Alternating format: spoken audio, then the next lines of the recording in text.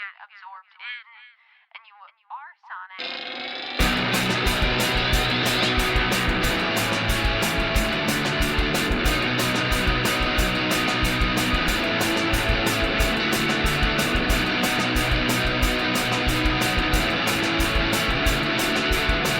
What's up, everybody? I'm Taylor Olmstead, and I want to welcome you back to No Repeat, a podcast where we pick 3 songs every week with no repeats and no do-overs to create a perfect playlist for every occasion life throws at you.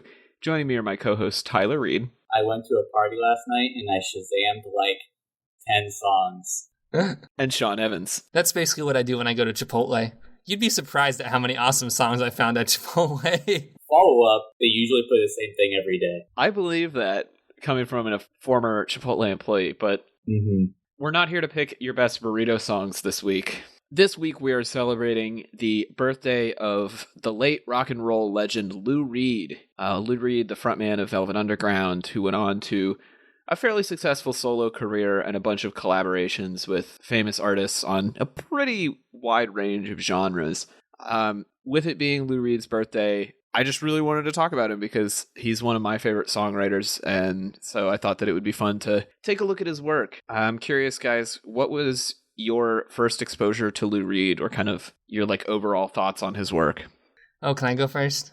Yeah, go ahead. Go ahead, Sean. This was probably my first true exposure to Lou Reed, searching Lou Reed out. And not to be overly mean here, but I don't think I'm a huge fan of Lou Reed.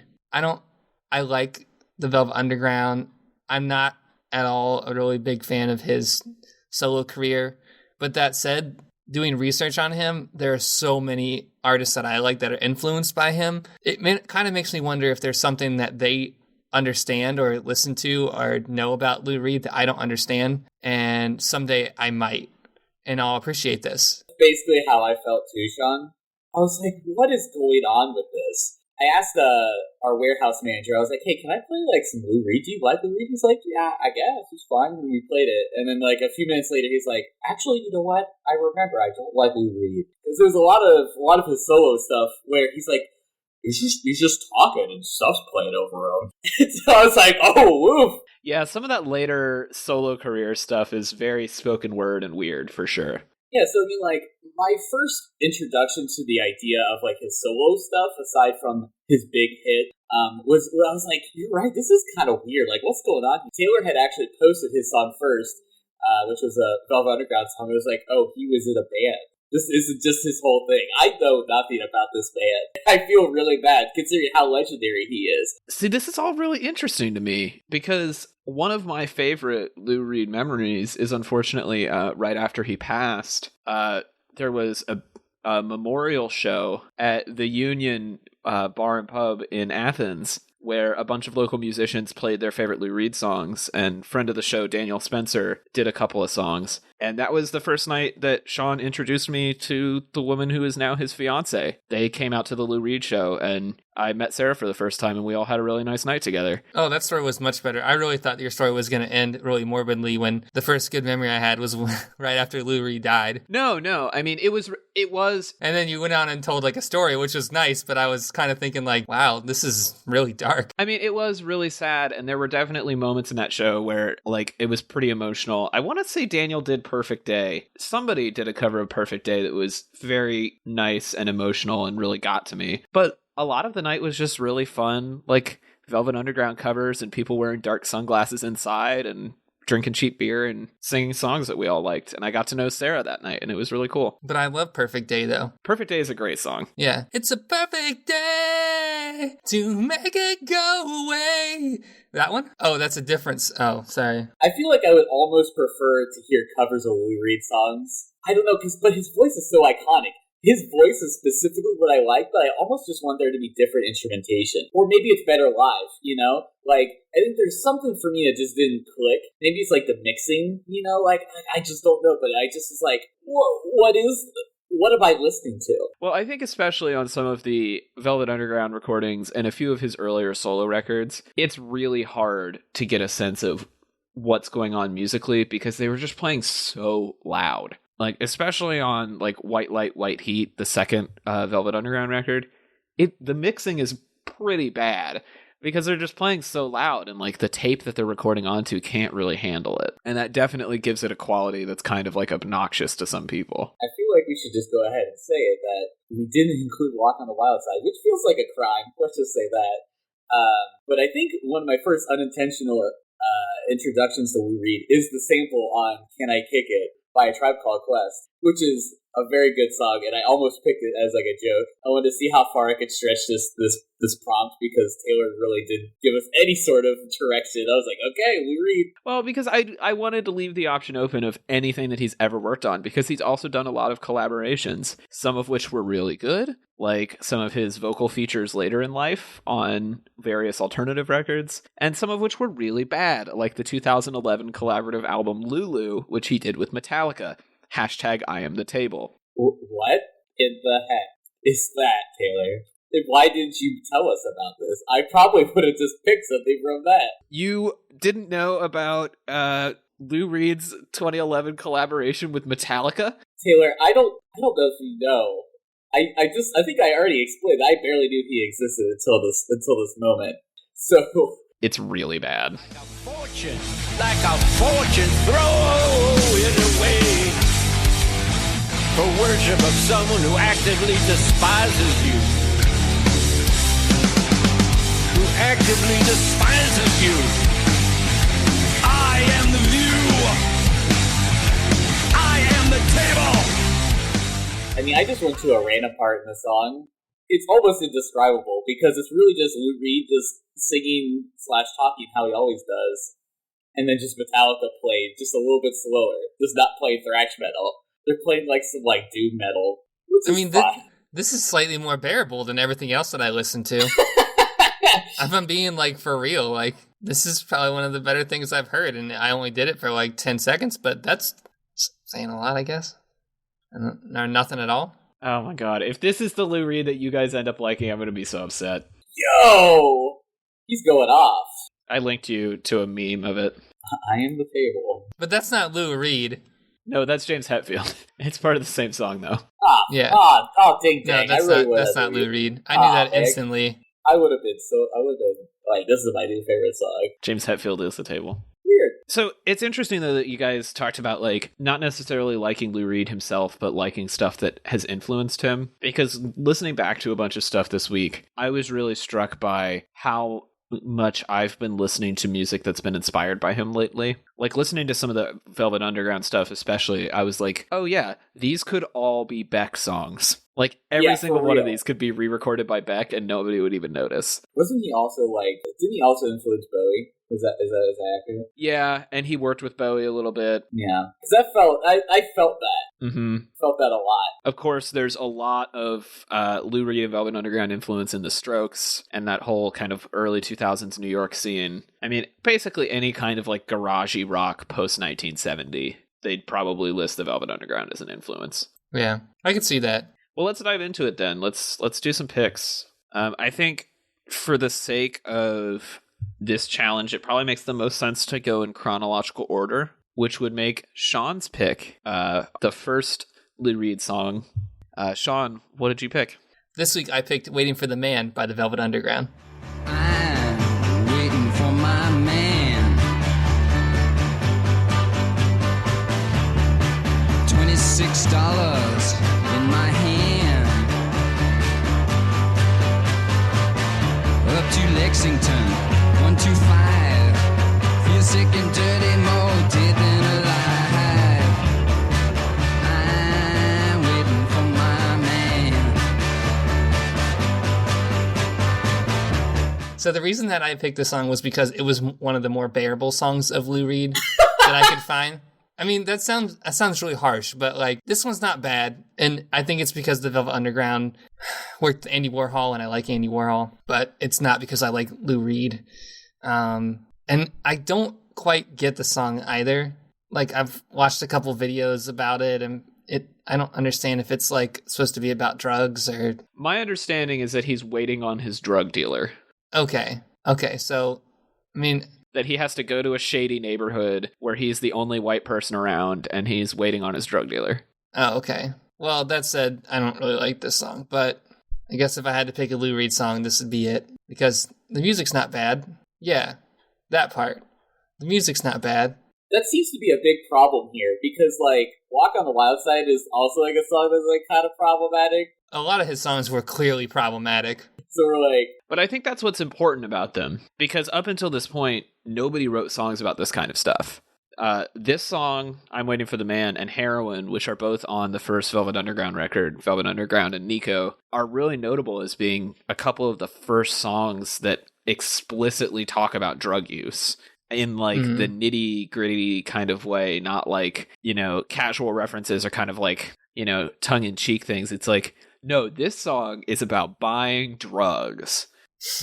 And a lot of people talk about, like, the kind of paranoid sensibility that Lou Reed has on these songs, where it really feels like he's doing something dangerous, which is always something that I kind of liked about them. It's definitely a little bit problematic now, especially the way he depicts race and gender, but the song was also written in, like, 1966, 1967, and it was meant to be confrontational at the time, so...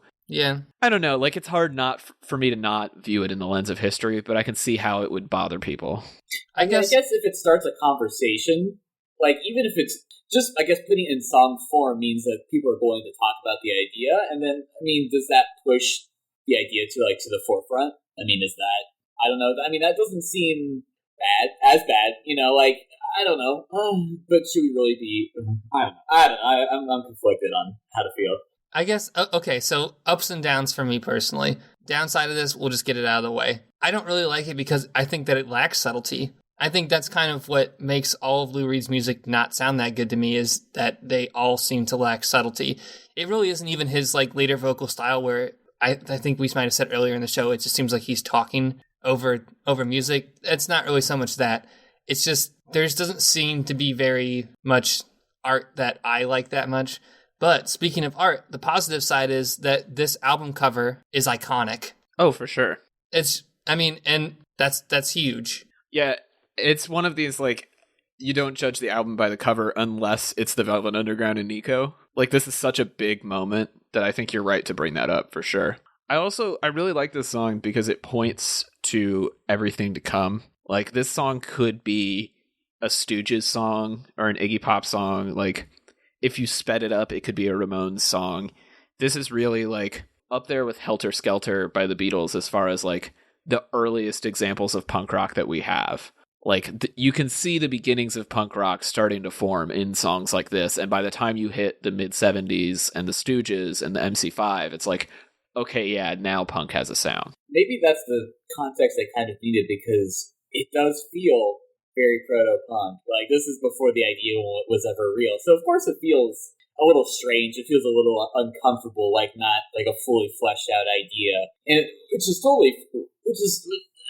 and that's fine. And I think that's what makes it almost so impactful.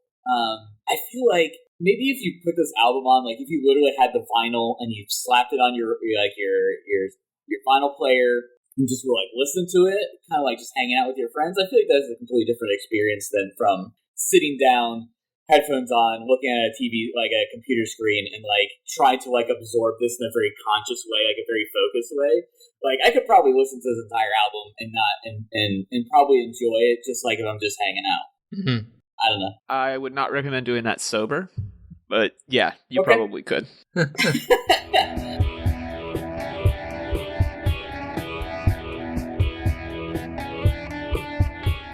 Hey everybody, Taylor here, and I wanted to give a quick recommendation and shout out to friend of the show, Tess Stevens, and her podcast, What You Didn't Know, with Tess and Matt Stevens. What You Didn't Know is a really interesting experiment where journalist Tess Stevens is interviewing her dad, who is a broadcast journalist who worked in Southern California in the 80s and 90s and in Pennsylvania, really all over the country. And she's interviewing him about stories that he covered, ranging from the O.J. Simpson trial to the Menendez brothers murders, and kind of hearing the story behind the story. Listeners to our show will probably appreciate the episode What You Didn't Know About Partying with Guns N' Roses in West Hollywood. It's a truly incredible story. So go check out What You Didn't Know with Tess and Matt Stevens, available wherever you get podcasts.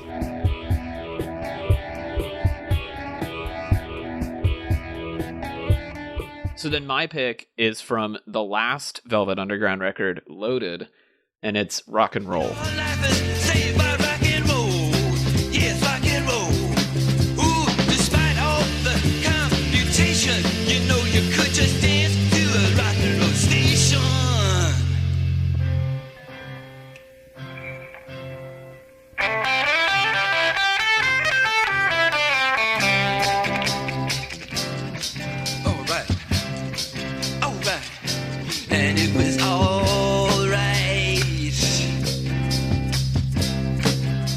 Rock and Roll is a very simple song.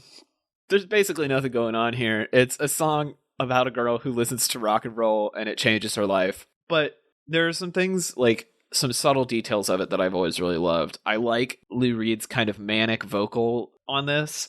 I love the way he says the fine music, and he kind of like jumps up an octave when he says fine. The guitar tone is really cool. It's kind of this like elongated jam that I could imagine was really fun to play live. And like I was talking about earlier about Beck, like this really feels like a song that Beck would have put out in like 1994. It's got that kind of like alternative rock sound way before alternative rock. And I think that's kind of what I love about this late period Velvet Underground stuff. Like this is 1970, but these songs could have come out in 1994 or in 2007 or even now to a certain degree. Like this sound is kind of starting to come back. This like soul influenced rock and roll sound. It's just kind of timeless. And I like that this song is pretty simple because it gives the Velvet Underground as a band the chance to just kind of jam.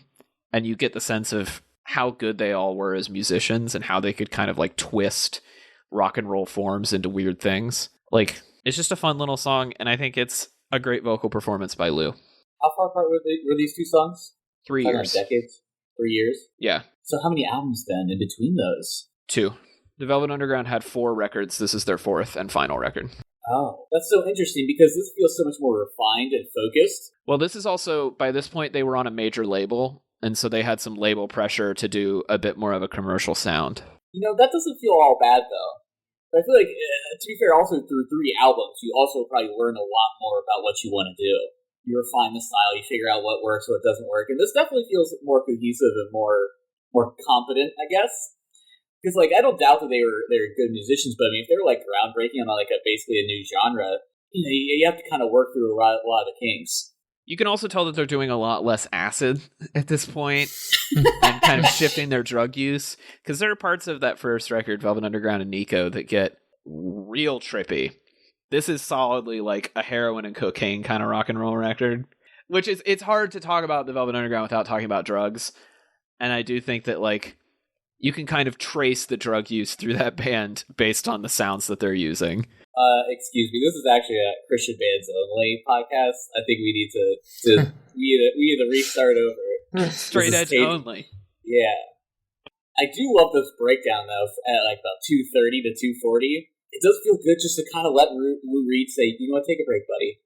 Let's just jam out for a bit. Let's just jingle jangle on our guitars a little bit. Yeah, it does. It kind of reminds me of the Strokes a little bit. I guess I should say the Strokes remind me of this a little bit. But it's nothing that's like really exciting to me about it. I hate to like break a heart by saying that, but it kind of just sounds like generic rock and roll. It's because it's like lots of repetition. Does it feel like it's not really changing, not really moving a lot? Is that your problem, Sean? No? Something else? I think there was bands that were around at the same time that were absolutely just killing it. No, that's fair. And I don't know if this was like, I don't know why the thought just occurred to me too, but is the Velvet Underground just a good band because they were picked up by Andy Warhol, or are they just a good band on their own?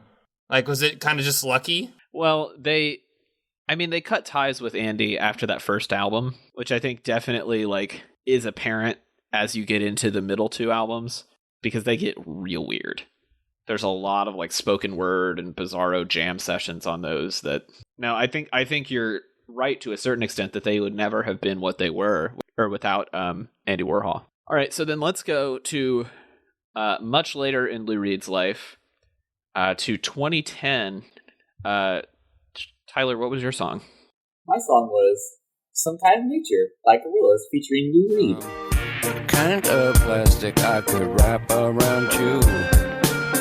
You need to eat man-maids, they wear phony clothes. They sit with our picture, but then build it.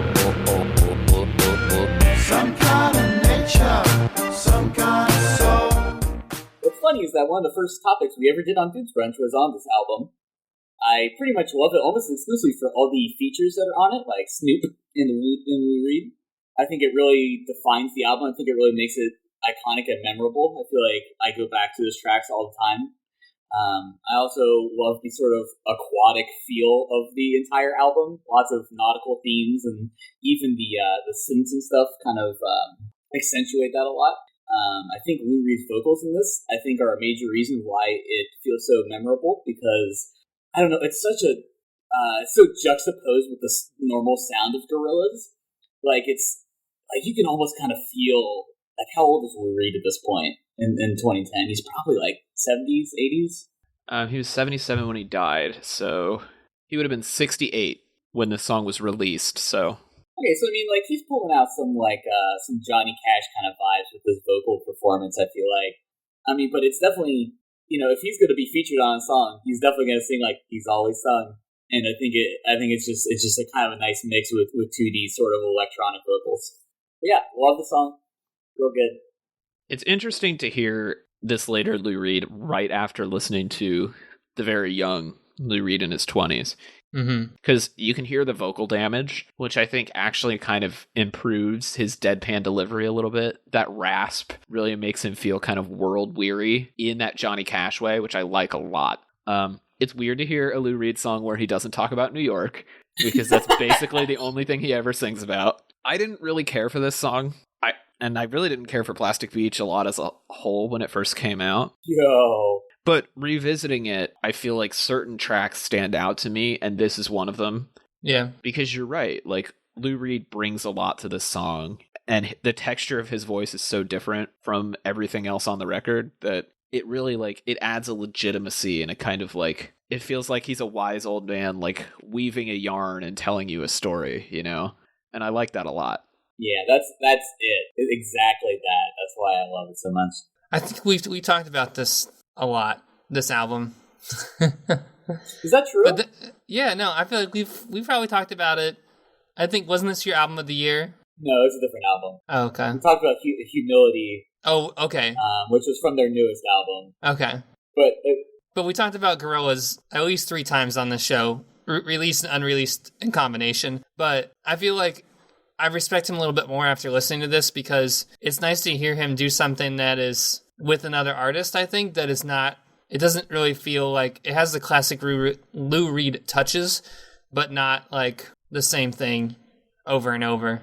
I don't know, there's just something that's different about this. Yeah, it feels like a collaboration. Like, it feels like maybe, like, I don't know how much, like, actual work they did together.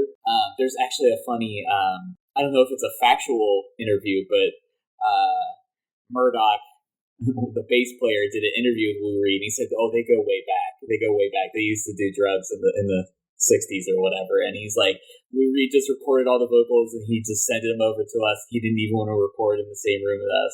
So it really paints an interesting picture that he's just kind of like, "Hey, I'm just going to tell you, I'm going to sing these words, and you're just going to use it however you want." To be fair, though, I feel like Lou Reed is kind of one of those characters in the pantheon of rock and roll that, like, if he sent a vocal track to anybody, they would just take it and, like, do with it what they will, you know? And he did a lot of collaborations, and so I'm really glad that we got to include a collaboration on this playlist, because it's such an important part of his later work. And now it's time for notable B-sides, songs that were so close to making it to the cut, but didn't. Does anybody have some notable B-sides this week? I only had a couple. We talked about it at the top, but I really struggled with Walk on the Wild Side. I wanted to pick it because it's so important, and it didn't feel like it would fit well on the rest of our playlist. Same thing with Perfect Day, which is also off of Transformer. Perfect Day is a great song, but it makes me too sad, because it always makes me think of right around the time when Lou Reed died, and it's sad. And then my, like, closest B-side was Pale Blue Eyes, which I think is his best ballad, but again, I didn't really want to do a ballad this week. Pale Blue Eyes is my only B-side, so I'm glad I don't feel alone. It's a great song. Can I kick it? Yes, you can. Can I kick it? You can't pick Can I Kick It? Why not? It's just a sample. It's not actually a Lou Reed song. I think Lou Reed is sampled in it, which is basically like, the greatest form of flattery is imitation, right? So no, I have no B-sides. Okay, never mind then. All right, well, Tyler, if people want to listen to more Gorillaz with you, where can they do that? Hey everybody, you can find my design illustration work at rudepets.club, and you can find me in the socials as Rude Pets Club on Instagram and Twitter.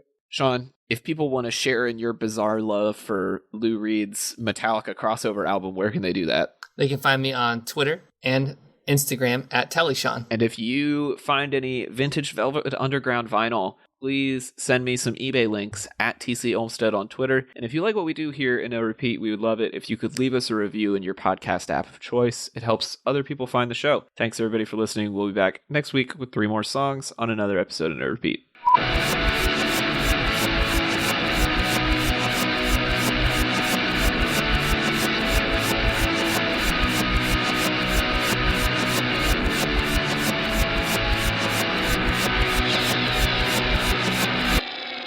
Insert song here. This is where the song goes. Here's a playing. Listen to the song. 30 seconds. 30 seconds of song. Technically, we can do this because it's commentary. That is legally distinct. That is how we work around putting songs on this show.